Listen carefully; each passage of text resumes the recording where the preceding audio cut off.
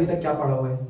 हमने पढ़ा है पीरियोडिक मोशन, पीरियोडिक मोशन के साथ साथ हमने पढ़ा है ऑसिलेटरी मोशन, ऑसिलेटरी मोशन के साथ हमने पढ़ा है एसएचएम, एसएचएम के साथ हमने पढ़ा equation of SHM, velocity of particle और acceleration of particle performing SHM, उनके ग्राफ्स, ठीक है। इसके बाद स्प्रिंग ब्लॉक सिस्टम, और स्प्रिंग ब्लॉक सिस्टम पे कुछ डिफरेंट टाइप के क्वेश्चंस, है ना, ठीक है। आगे बात करते हैं और बात करते हैं एक सिस्टम जो कि बहुत इंपॉर्टेंट सिस्टम है इन टर्म्स ऑफ एसएचएम, जिसका नाम है पेंडुलम। तो सबसे पहले बात करते हैं कि पेंडुलम होता क्या है। जब भी किसी एक बॉल को या किसी भी स्फीयर को, एक मास m के स्फीयर को हम किसी रॉड से या किसी भी रोप से हैंग कर दें तो इस प्रकार का सिस्टम कहलाता है हमारा पेंडुलम। क्लियर, ठीक है। अब अगर इस पेंडुलम को अपनी जगह से डिस्प्लेस कर दिया जाए तो ऐसे केस में ये पेंडुलम भी क्या दिखाएगा आपको? सिंपल हार्मोनिक मोशन करके दिखाएगा। लेकिन ये सिंपल हार्मोनिक मोशन पिछले वाले सिंपल हार्मोनिक मोशन से थोड़ा सा अलग होता है। और किस चीज का अंतर होता है वो ये बात है कि पिछली बार जब हम लिखते थे तो हम लोग लिखते थे रीस्टोरिंग फोर्स के बारे में। इस बार जो वापस लाने वाला फोर्स होगा वो फोर्स ना लेके हम लोग टॉर्क के टर्म्स में लिखेंगे। इसीलिए इस बार हम जो बात करेंगे वो एसएचएम की नहीं, एंगुलर एसएचएम की बात करेंगे। करेक्ट, किसके बारे में बात करेंगे? Angular SHM. तो जब भी आपका एसएचएम थोड़ा बदल जाए और एंगल के टर्म्स में आए तो हम उस एसएचएम को बोलते हैं एंगुलर एसएचएम। इंपॉर्टेंट बात कि जब एक सिंपल डिस्प्लेसमेंट के केस में एसएचएम लिखते थे तब हम रीस्टोरिंग फोर्स को लिखते थे। इस बार रीस्टोरिंग फोर्स ना लिख के हम रीस्टोरिंग टॉर्क लिखेंगे। पिछली बार जब डिस्प्लेसमेंट करते थे तो एक्स के टर्म्स में करते थे, फ्रॉम द मीन पोजीशन। इस बार जो डिस्प्लेसमेंट करेंगे वो एंगुलर डिस्प्लेसमेंट करेंगे, इसलिए हम किसके टर्म्स में लिखेंगे?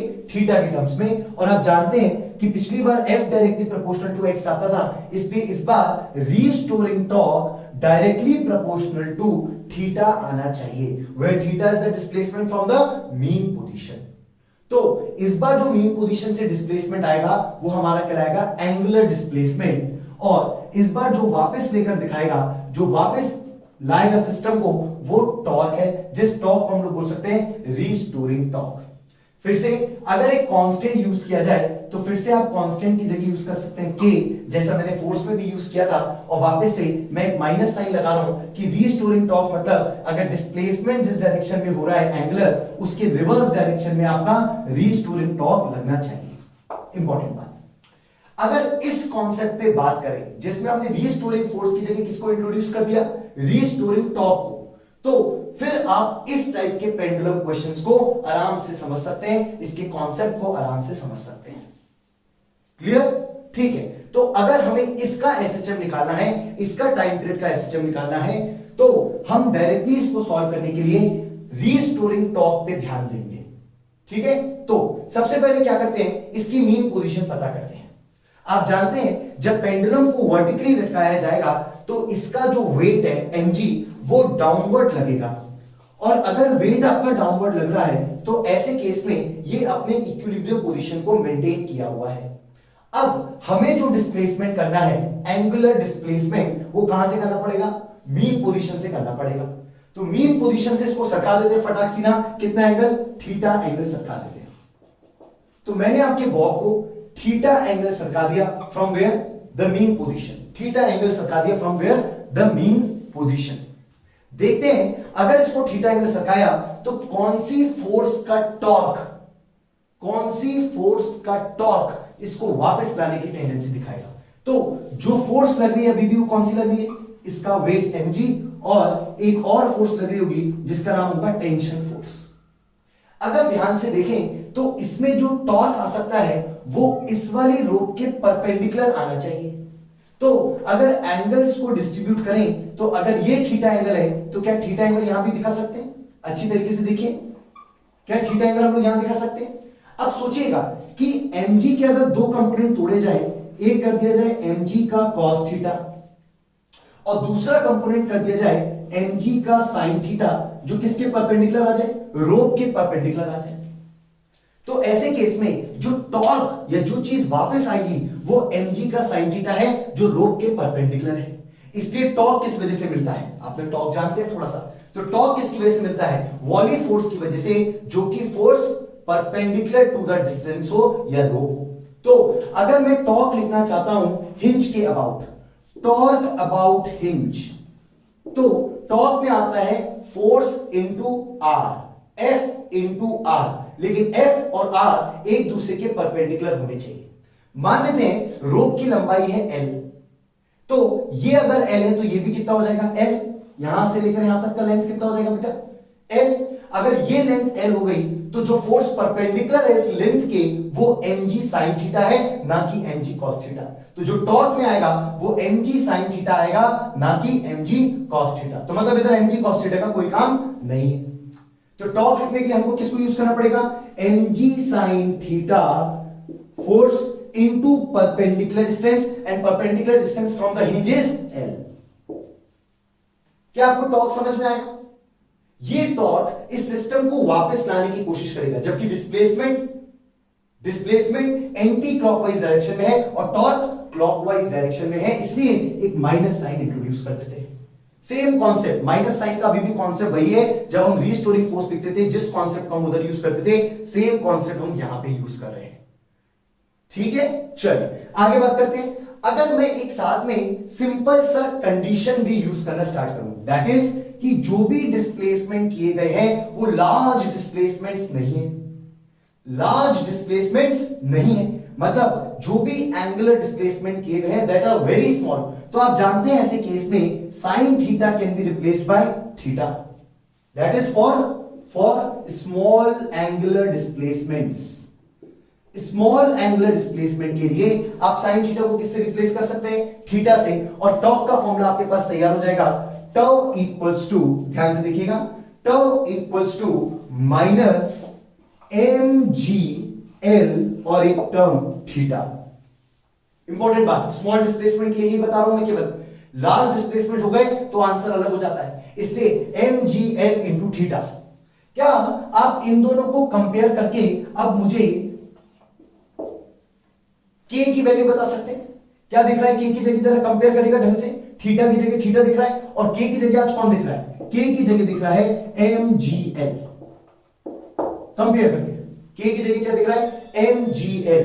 अब टाइम पीरियड का हमारे पास फॉर्मूला है t equals to 2 pi under root m by k, but यहां m यूज नहीं कर सकते क्योंकि m बाई k तब आता था जब हम लोग कैसा एसएचएम पढ़ते थे? Vertical, sorry rectangular, rectilinear. Rectilinear जब एसएचएम पढ़ते थे तब हमारे पास क्या आता था? m by k। लेकिन यहां m की जगह क्या आना चाहिए? अब सोचिए आराम से, m की जगह मास की जगह क्या आता है? Movement of inertia. रोटेशन में क्या आता है? Movement of inertia. इसलिए हमें जो यूज करना पड़ेगा मास की जगह, वो यूज करना पड़ेगा I, where I is called the moment of inertia of sphere or of bob। Clear? और k की जगह आ जाएगा mgl।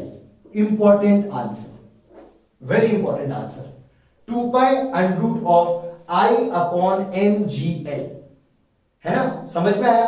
अच्छा, लेकिन ये बात यहां खत्म नहीं होती, क्योंकि मूवमेंट ऑफ इनर्शिया हम पुट कर सकते हैं। कंसीडर कर लेते हैं कि बॉब का साइज बहुत छोटा है, दैट इज पॉइंट मास है, और जो भी मूवमेंट ऑफ इनर्शिया लिखा जाता है, इंपॉर्टेंट बात ध्यान से सुनिएगा, जो भी मूवमेंट ऑफ इनर्शिया लिखा जाता है वो उसी पॉइंट के अबाउट लिखा जाता है जिस पॉइंट के अबाउट टॉर्क लिखा गया है। दोबारा बोल रहा हूं, movement of inertia should be about the same point about which torque has been written. Torque जिसके अबाउट लिखा गया है उसी के अबाउट मूवमेंट ऑफ इनर्शिया होना चाहिए। तो टॉर्क किस पॉइंट के अबाउट लिखा गया था? हिंज के अबाउट। तो मूवमेंट ऑफ इनर्शिया क्या होता है किसी भी पॉइंट ऑब्जेक्ट के लिए? mr²। r is the distance from the point, कितना है पॉइंट से डिस्टेंस? l। तो मूवमेंट ऑफ इनर्शिया की जगह आप क्या पुट कर सकते हैं? मूवमेंट ऑफ इनर्शिया की जगह क्या पुट कर सकते हैं? ml² for a point mass. तो अगर यहां मैं ml² पुट कर दूं तो जरा देखते हैं क्या आंसर बनता है। 2 pi under root of ml² upon mgl। m का टर्म कैंसिल होता है, l का एक टर्म कैंसिल होता है, और टाइम पीरियड का आंसर आ जाता है 2 pi under root of l by g। देखा हुआ answer for a simple pendulum. तो ध्यान से देखिएगा जो मैंने भी बताया, सिंपल पेंडुलम के केस में हम लोग एंगुलर एसएचएम का कॉन्सेप्ट लगाते हैं। एंगुलर एसएचएम के कॉन्सेप्ट में हम लोग क्या करते हैं, टर्व डायरेक्टली प्रोपोर्शनल थीटा प्रूफ करने की कोशिश करते हैं और जो भी कांस्टेंट आता है उसको अपने फॉर्मूले में यूज करते हैं, t equals to 2 pi under root i by mgl, i by k, correct. और i कहां से आया भाई, i आया है मास की जगह, क्यों, क्योंकि मास की जगह आने लगता है मोमेंट ऑफ इनर्शिया। इंपॉर्टेंट बात जो मैंने कही, नोट करिएगा वाली बात, क्या बोली मैंने कि मोमेंट ऑफ इनर्शिया उसी पॉइंट के अबाउट होना चाहिए जिस पॉइंट के अबाउट टॉर्क को लिखा गया है। तो मतलब ये moment of inertia about hinge ही होना चाहिए। और आंसर याद रखने लगे, t equals to 2 pi under root of l by g, correct है, समझ में आया। तो ये आ गया आपके पास time period of a simple pendulum, जिसमें आपने बॉब को क्या माना, एक स्मॉल पॉइंट मास की तरह ट्रीट किया, था वो स्फीयर जैसा, लेकिन हमने ट्रीट कैसे किया, एक पॉइंट मास की तरह उसको ट्रीट किया। अच्छे से समझिए इस बात को, टाइम दीजिए और अच्छे से इस बात को समझिए, क्लियर। चलिए अगर इसके आगे बात की जाए और इस पेंडुलम को किसी सिस्टम के अंदर रख दिया जाए, कैसे, एग्जांपल्स देखिएगा, एग्जांपल्स अच्छे अच्छे मिलेंगे आपको। जैसे कि मान लीजिए मैं आपके सिंपल पेंडुलम को किसी एक्सेलरेटेड लिफ्ट के अंदर रख दूं, किसी एक्सेलरेटेड लिफ्ट के अंदर रख दिया जाए, सिंपल पेंडुलम को कहां रखा जाए, एक्सेलरेटेड लिफ्ट के अंदर। चलिए तो एक लिफ्ट ले लिया मैंने और उसके अंदर क्या किया, सिंपल पेंडुलम को यूज कर लिया और लिफ्ट को मैंने ऊपर की तरफ एक्सेलरेट कर दिया ए। तो ऐसे केस में फिर से मैं क्वेश्चन में पूछ सकता हूं, what will be the time period of the simple pendulum for small oscillation. Small oscillation याद है क्यों, क्योंकि साइन थीटा को थीटा हमने तभी पुट किया था। तो स्मॉल ऑसिलेशंस के लिए इसका क्या टाइम पीरियड आएगा। तरीका बहुत आसान है, आसान तरीका यह है कि जब भी आप टाइम पीरियड यूज करते हैं तो टाइम पीरियड में आप L बाय G यूज करते हैं। और याद रखेंगे जब भी आप एक्सेलरेटेड फ्रेम के अंदर घुस जाएं, अंदर जाके बैठ जाए लिफ्ट के अंदर, तो G की जगह आप क्या यूज कर सकते हैं, G effective, that is effective gravity, effective gravity.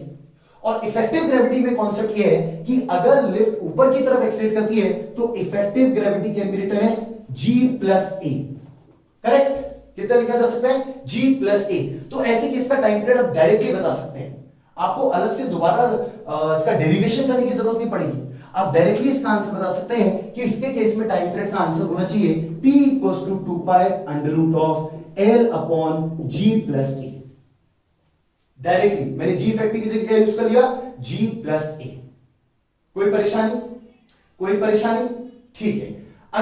अगर इसके आगे बात करी जाए और एक्सेलरेशन की डायरेक्शन को चेंज कर दिया जाए, फॉर एग्जाम्पल मैंने इस बार एक्सेलरेशन की डायरेक्शन को रिवर्स कर दिया और लिफ्ट को नीचे की तरफ एक्सेलरेटेड कर दिया। एक्सेलरेशन का मतलब ये नहीं कि लिफ्ट नीचे जा रही है, नीचे की तरफ एक्सेलरेशन का मतलब अलग तरीके से भी हो सकता है, जैसे कि लिफ्ट ऊपर जा रही है, लिफ्ट ऊपर जा रही है लेकिन वेलोसिटी कम हो रही है, तो भी उसको नीचे वाला एक्सेलरेशन बोला जाएगा।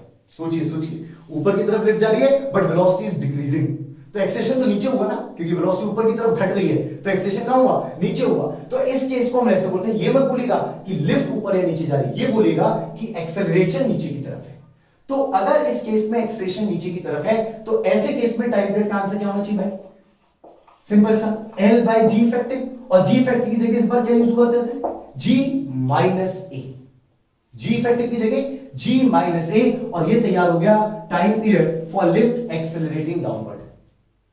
अच्छा, अगर केस को थोड़ा और चेंज किया जाए और गलती से लिफ्ट को मैं रेस्ट पे बोल दूं या कांस्टेंट वेलोसिटी से बोल दूं, तो दोनों केस में एक्सेलरेशन जीरो हो जाएगा। लिफ्ट इज एट रेस्ट और एक्सेलरेशन इज जीरो और वेलोसिटी इज कांस्टेंट, एक ही बात है। तो अगर ये तीन कंडीशन मिलती है तो इसमें G इफेक्टिव का टर्म आपको G के बराबर ही मिलेगा, क्योंकि इस बार कोई एक्सेशन नहीं है, तो इसके केस में टाइम पीरियड सीधा मिलेगा 2 pi under root of L by G। इसमें आपको G इफेक्टिव के कॉन्सेप्ट को यूज करने की जरूरत नहीं पड़ेगी। क्या तीन कॉन्सेप्ट समझ में आए, क्या क्या, पहला तो जब लिफ्ट ऊपर की तरफ एक्सेट होगी तो G प्लस ए, नीचे की तरफ एक्सेट होगी तो G माइनस ए, और अगर लिफ्ट कांस्टेंट वेलोसिटी से चलेगी तो आंसर आपका G की जगह G इफेक्टिव रहेगा, लेकिन G इफेक्टिव भी G के बराबर ही रहेगा, एक्सेलरेशन यहां पर जीरो रहेगा। बात समझ में आ रही? अच्छा, अगर लिफ्ट को फ्री फॉल में डाल दिया जाए, फ्री फॉल लिफ्ट चली लेकिन क्या हुआ, फ्री फॉल हो गया। तो फ्री फॉल में कितना एक्सेलेरेशन लग जाता है लिफ्ट पे, जी। लिफ्ट ऊपर चली जा रही थी, चली जा रही थी, चली जाती, एकदम से हाथ से छूट गई, एकदम से लिफ्ट के सारे पाइप्स वगैरह जितने भी रोप वगैरह थे सब टूट गए। तो क्या होगा, लिफ्ट फ्री फॉल में आ जाएगी।